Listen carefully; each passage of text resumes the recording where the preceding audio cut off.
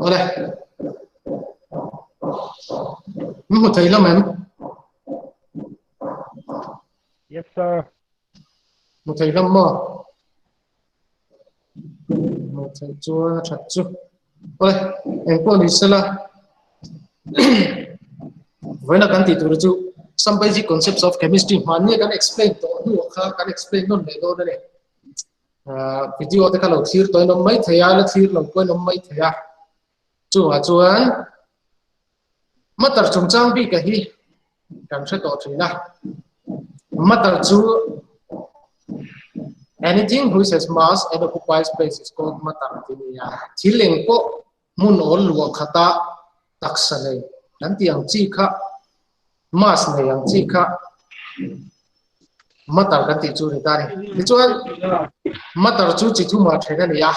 solid liquid le gas ate chuan solid liquid le gas ate kan chen hu khan liquid bi ka kha solid bi ka kha kan en chuan volume le shape ka movement takin an nei thina ni solid bi re re na chuan i wok ke pon i ti ke pon a ke ang khan shape movement tak an nei ve ka de solid ho re re chuan liquid ro chuan an nei lawa gas pon an nei bok lawa khatiang chi ho kha ani ta ni chuan a dot le topic dot le chuan mixer ti kha in lo monga mania ang lo material ka upload kha nang mani group ate nang mani pon na kolong in ka ringa khami ka upload kha en mai turani te chuan mixer kan tia chuan thil pahnia mo ai tang mo belbu makha mixer kan ti chu ni maya amai ro chu mixer kan ti a po khan chinia thenan ni le ta homogeneous mixer kan ti le na heterogeneous mixer kan chen sang le ta ne homogeneous mixer kan ti chuan thil pahnia mo ai tang mo ai pola azopral vek akal ral vek kan ti ang chi kha kan ti nan tu ya chi ni chokai chopral vek ka ti ang chi ka homogeneous mixer ne amaro chu chi le chi ni dei chok chuan a khoi zok ma kha akal ral do no wa chi a khan chi di fa chok po ni la chi di kha kal ral do no wa khati ang chi a kha homogeneous heterogeneous mixer kan ti chu an le ta ni ti chuan ama sabera chuan khati ang ho khala un ta khot sela a concept a bul thu tak tak a chemistry bul thu tak tak kan ha do na chuan atom san oma adota molecule sanom le adota compound sanom le ka ho kan thir lo ka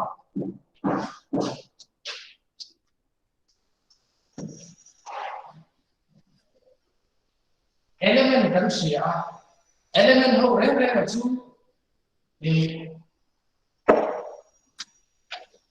an ba ni athani na ma combine ni le na hydrogen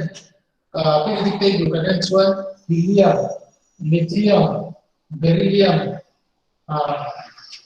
boron carbon nitrogen oxygen fluorine neon dia khan no ba ni an ba ni na short chu ni no ba ni e ho si tu an ba ni ak samalo atom kan ti chi an ta re ti chuan atom sa chuan hydrogen bi ki do le ta la electron pakatan dia atomic number 1 dia chu meon sia chu electron pakatan nei tinare chuan proton po pakatan nei tinare orbit kan tiang the khan again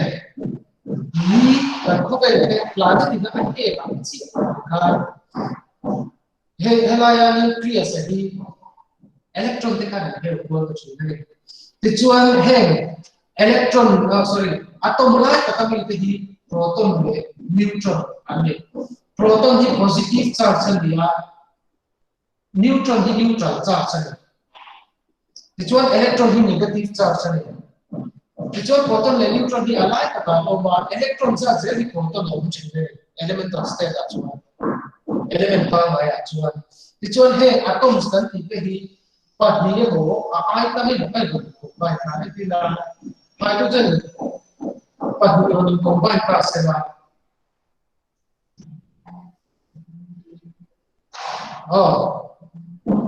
hatian kha atoms in molecules asil eta molecules in belkom pahye mo atom mo hatian la zatam tapoli the satam tapoli the hatian in belkom ho kha una hian compounds nanti compounds nanti kha asil be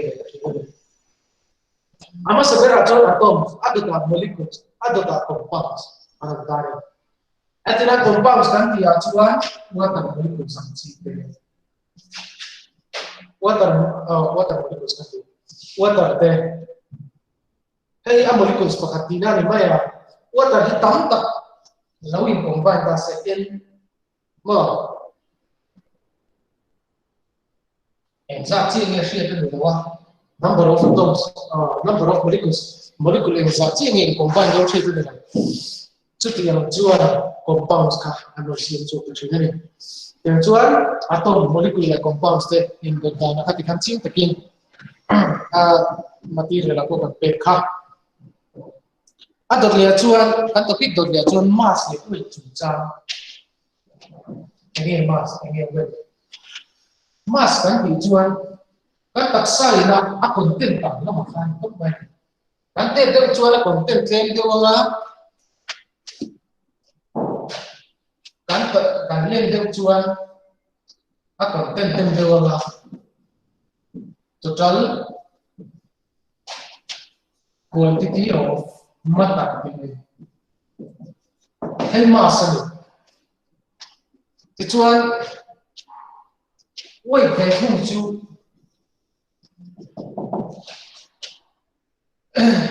gravitational pull la wanga mo gravitational pull la wanga rina kan lo le kha ani hay chu yang hen jek ta la ani mi zong hen jek ta la shi ti mo we hay ke zi ni ya mass unity kg ya weight unit de tu ra chu kg per newton de tu mana newton ong zia chu lei hi na ma weight force na min hi na awala kan ri na hari kan tiang chuan mass ngot chu kan taksa tamlam kan taksa chung tamlam ma kan taksa na kan tamlam kha ani mai da en tipo ni sela matter na content tamlam khang hong ho so ta mass quantity ni wa chu due to acceleration due to gravity of our kan nei kha ani ta ni example ko kata chuan kha khen han lon tai na kan mass su ala ngai re kan taksa kan thil content te mo kan ru te kan ti te kan vun te en tin kan taksa na content kha ala ngai re do ni amma lo chu kan ko te lo chu kan ma te chu heta ke ji som ma vel kan ni khan cha chuan ke ji som pathum som bali vel chu kan ni do ni a om ji chu min hi tu le hi na wanga an taksa ri na lo dam lam chu kha kha oi ki na so tu na chu ani ta ni chuan a dor le chuan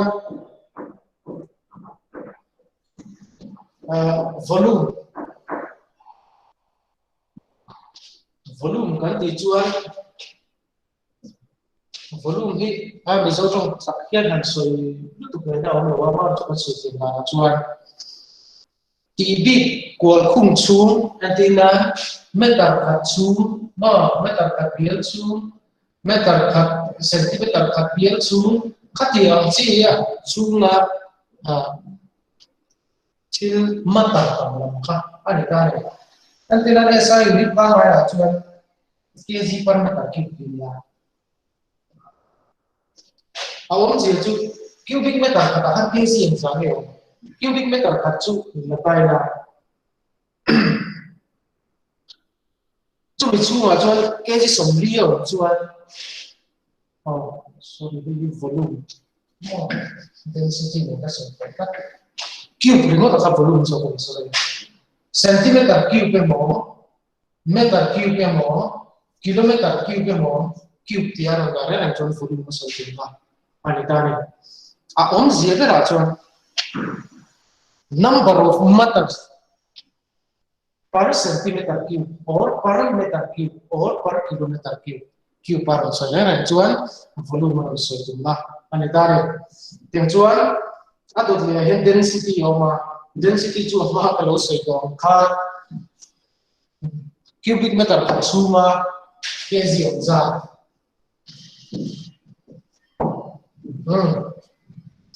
cubic meter kha he za kilometer se meter ka so kg so lo ta se mo cubic meter ka chu ha density chu cubic meter ka chu ma kg so lo chu so density di nan ka om je chu om zo to chuan atak sam lom ari abu zo ti na ari dai chuan na do le chuan physical base physical quantity and the reality ta a chuan base physical quantity a chuan length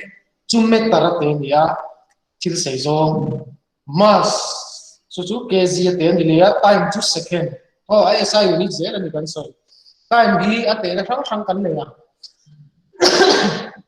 masa international la khovel pu mina kan in man trom thei tu thil khatiang khan kan siam la SI unit an ta ne khovel pu puina kan in man trom thei tu thil kha unit length bi ka tan chuan meter manania mass bi ka tan kg manania ti chuan time tan second manania electric current tan ampere thermodynamic temperature chuan kelvin degree celsius te degree fahrenheit te kan nei cheu thin mai ro chu khang ang khap mang lovin kan man tur chu kelvin scale ani dorani degree kelvin te nga mo kan mang donani amount of substance thil tamlam te nan chuan mole kan mang leanga ti chuan adota luminous intensity thil eng chak zom khating te nan chun candela mang le tani nanti thil eng a ko tube light eng ai te chon laser eng te chu strong zo be ta intensity sang zo be ta khati ang chi a khan candela a unit a khan a eng chak zo a khan mo a eng strong zo a khan candela ti kan mang le do na ni tiang chuan helai karon da ten to lem lo kha a then khat kha soi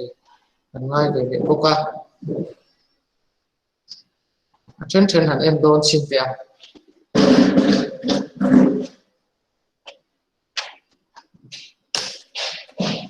a unit song te unit song pakhat la chuan chil sei zo chu length chu meter te ni ti shan to ti chuan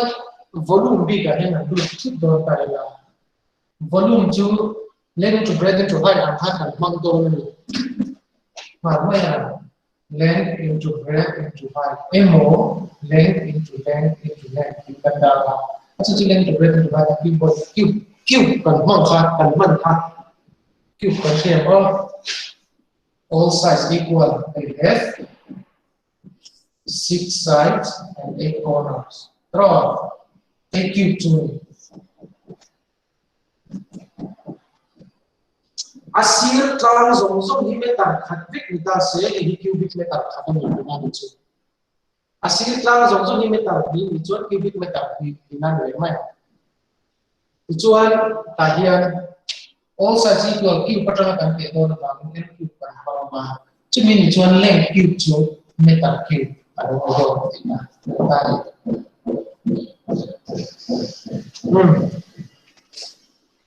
điều khan mình cũng sống sống ha cả người ăn chuan các chỗ trên mà số cả ông điều chỉnh các chung mà cả một bộ chi là chung một vài số cái chỉ có tổ thế anh rất nhớ mấy thứ có các deadline gì chi hậu các then millimeter is equal to 1 centimeter then centimeter is equal to 1 decimeter 1 decimeter is 10 decimeter is equal to 1 meter. Cái chi tiết này bắt tay là con bỏ lại millimeter trong những tinh nghe meter này cũng vào đó meter các thứ ấy tinh là centimeter này là meter các từ ha kan zero tel zo do na ni chuan ta hian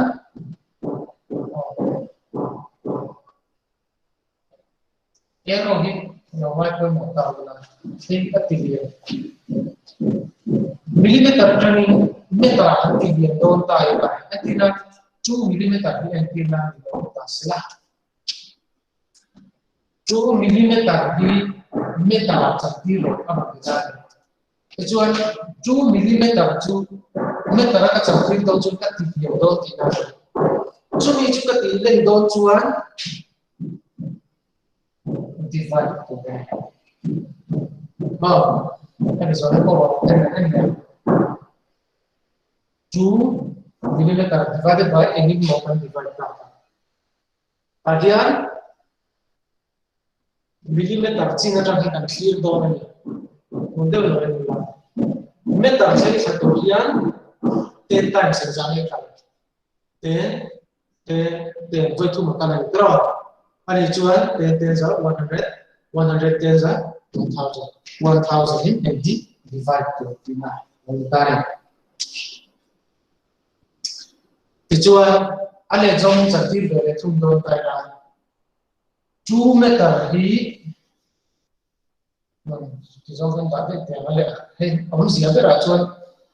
ate jom tinggal 2 meter di milimeter cantik loh itu dia sentimeter cantik loh milimeter kan dia loh memang harus sama kecuali meter ka alien zo ka millimeter ahian kecuali alien zo ka idite don chuan hey arrow backward ni i multiply by 2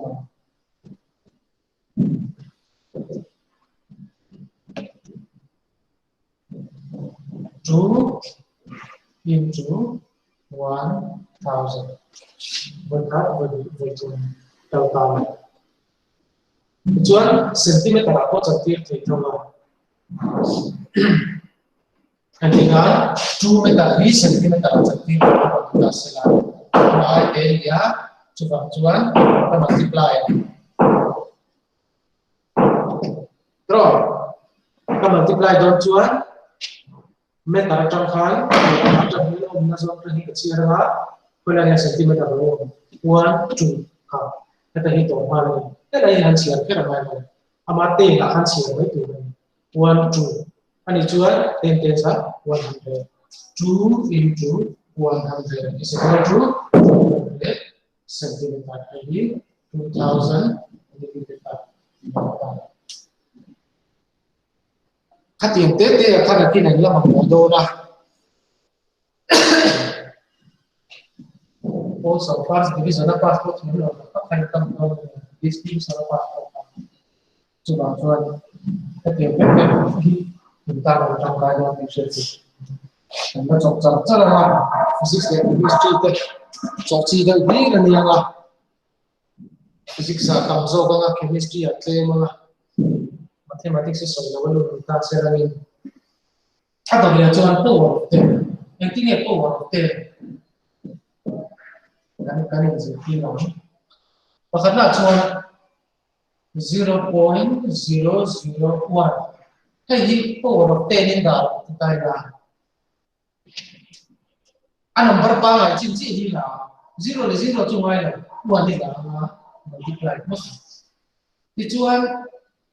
point này xa thì kế tục đi vào point này xa đi vào power of 10 là gì power tapi mana sih lah Artinya telah video ini paling minus. Kecuali point berbagi si tinggalnya om kat itu power minus 2. Nanti kemudian lepas kemudian 4.26678 kalau kita salah. Point ini kan tiba jual kita yang tinggal 6 kita cara kalau tinggal tadi. Kecuali kemudian number bang cinta lah. Apa ini number bang yang nak dikte? 42668. 42668. Multiply with yang di bawah. Kemudian apa yang dison semua itu dalam bangin minus len go minus. It's 1.1 is exam out is 10 to the power minus 5 it's one but not one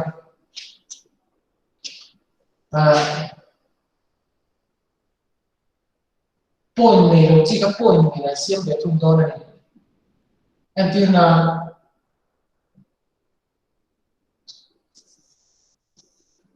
723 point xem là xong xong và khán giả chuan chỉ để chúng ta đã chụp đôi chuan với cả tàu điện cho anh không biết là xem này mấy tuổi này 72.3 đâu là tay đã power thế là chúng multiply with 1 10 to the power 1 thì là cái chuan ở đây là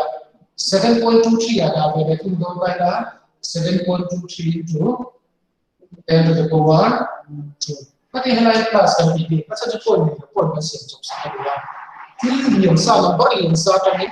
tỷ lệ ta vào mình point hả tại cái ta nó đặt số nào thì số point nó là digit ông ra cái cái power ten cái đó này mà rồi chú anh liền nó trong cái tỷ lệ hiện power plus là thế trong cái tỷ lệ về thùng hiện power minus về thùng đó này các cái số đó này cái chuan second part hiện tại là 0.723 into 10 to the power 3 lâu cái đó này khắc tiền đến để khắc basic khắc cả mặt nó là tiền chuan hẹn hò ấy nó sẽ biết là tụi mà khi nào các cháu chỉ ở mama các cháu chỉ ở cái bộ nó xong rồi các anh chị thấy nó được cái chuan nó được thì ô tiền tập của cả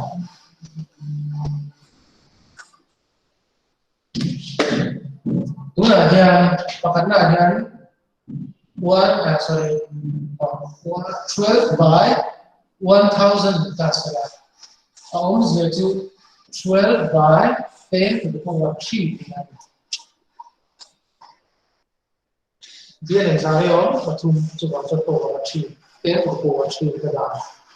This is equal to 12 into 10 to the power 3 plus something. And when we hit 2 much, also minus 0. Plus C and top 0 aside. Plus C 2 has also minus. Minus C 2 has also plus. And then 10 to the power minus 3. This kind of we don't think that it's 2. But now 47 into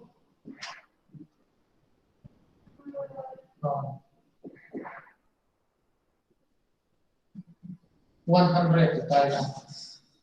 47 into 10 to the power 2 thì nào được cái chỗ này ăn ngoài à chúng ta là Sir, sir, can you explain us in English? What?